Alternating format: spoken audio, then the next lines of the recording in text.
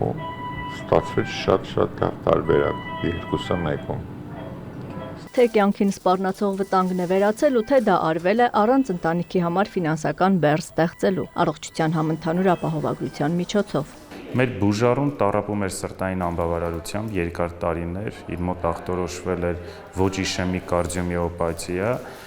եւ արդեն վերջին տարիներին մենք ցուցել էինք ռեսինխրոնիզացնող կարդիովերտեր դեֆիբրիլյատորի իմպլանտացիա, ինչը կարող էր իսկապես օգնել թե երկարացնելով կյանքը,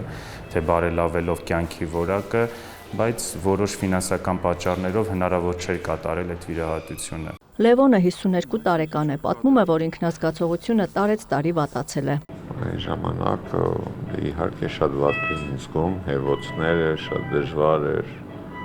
աստիճան բարձրանալը, քայլելը, ամեն ինչ շատ դժվար էր։ Ի վերջո որոշել է դիմել վիրահատության ու դրա համար անհրաժեշտ ավելի քան 4.5 միլիոն դրամը վճարելու համար վարկ վերցնել, բայց բուժհաստատությունից տեղեկացրել են, այս տարվանից գործող առողջության համընդհանուր ապահովագրության շահառու է նաև ինքը, երրորդ խմբի հաշմանդամություն ունի, նախկինում այս վիրահատությունը պետական պատվերով իր խմբի համար չի եղել։ Ցավ չունեք։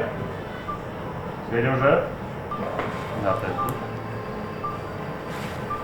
70 տարեկան այս տղամարդը նույնպես սրտի հետ կապված խնդիրներ ունի։ Վիրահատական միջամտությամբ հանկարծամահության ռիսկն են կանխում, դարձյալ սրտի մեջ սարք տեղադրելու միջոցով։ Մենք կարդիովերտեր դեֆիբրիլյատորի իմպլանտացիա ենք կատարում։ Բուժառուն ունի սրտային անբավարարություն, ձախ փորոքի արտամղման ֆրակցիան ցածր է, ինչի հետ կապված շատ բարձր է հանկարծամահության ռիսկը։ Տարիներ առաջ այս տեսակ վիրահատությունները բավականին թանկ արժեին եւ ցավոք սրտի ոչ բոլոր բուժառուներին էին հասանելի, բայց այսօր ապահովագրության շնորհիվ մենք ավելի ու ավելի շատ մարդկանց կարող ենք օգնել Միդոկային։ Կենսաթոշակառուի վիրահատական այս միջամտության արժեքը, որի համար պետք է վճարի պետական բյուջեն, 3 միլիոն 800 հազար դրամ է։ 56-ամյա Զովանուշ Բաբայանին դեռ հունիսին է սրտի վիրահատություն ցուցվել, դժվար էր շնչում, արտաշնչում։ Սկզբի համայն թոքերը սիրտս ջուր էր կուտակում, ես այդ պահին եմ զգացել, որ բերել են հիվանդանոց ու ինձ ասել են, որ վիճակդ վատ է, քեզ վիրահատության կարիք է։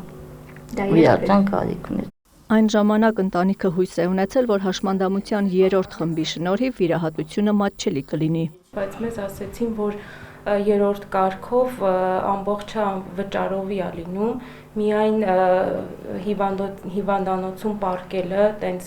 հիվանդանոցային բուժումներն անվճար, իսկ մնացածը արդեն վիրահատությունը եւ այլն այդ ամեն ինչը վճարովի է եւ դա շատ բավականին մեծ գումար էր մեր համար։ Հիմա պետական բյուջեից կեսրոջ վիրահատության համար կփոխհատուցվի 3 միլիոն 900 հազար դրամ։ Ապահովագրության շրջանակում ստացիոնար բուժօգնություն ստանալու համար անհրաժեշտ է նախ դիմել պոլիկլինիկա։ Մեզ հետ զրուցած շահառուները վստահեցնում էին, որ խոչընդոտներ, բարդություններ այդ օղակում չեն առաջացել։ Զովանուշ Ենոքյանի դեպքում Պայքի պոլիկլինիկայում։ Չէ,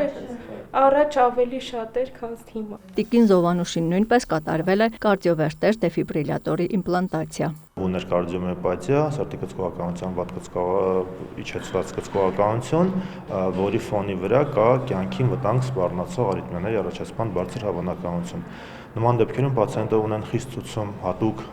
սարքի, ներսրտային սարքի տեղադրման, որը պաշտպանում է հանկարծամահությունից։ Վիրահատությունը բարեհաջող է ընթացել։ Բժիշկը նշում է, որ հետագա կյանքում սահմանափակումների կարիք չի լինելու։ Սարքերի առումով մենք կյանքի որակի որևէ սահմանափակում չունենք, այսինքն պացիենտը չի զգում սարքի աշխատանքը, չի զգում սարքի առօրյայում, սարքը ընդհանրապես իրեն չի խանգարում, սարքը հիմնականում գործում է կյանքի վտանգ սպառնացող իրավիճակներում, իսկ կյանքի որակի որևէ սահմանափակում չունենք, մենք ունենք երիտասարդ պացիենտներ, ովքեր ունեն նման սարքեր եւ որոնք որ զբաղվում են սպորտով, լեռնագնացությամբ որևէ սահմանափակում չկա։ Հայաստանում սրտանոթային հիվանդությունները բնակչության մահացության պատճառների շարքում առաջինն են։ Աննա Զախարյան, Ռաֆիկ Սողոմոնյան, լուրեր։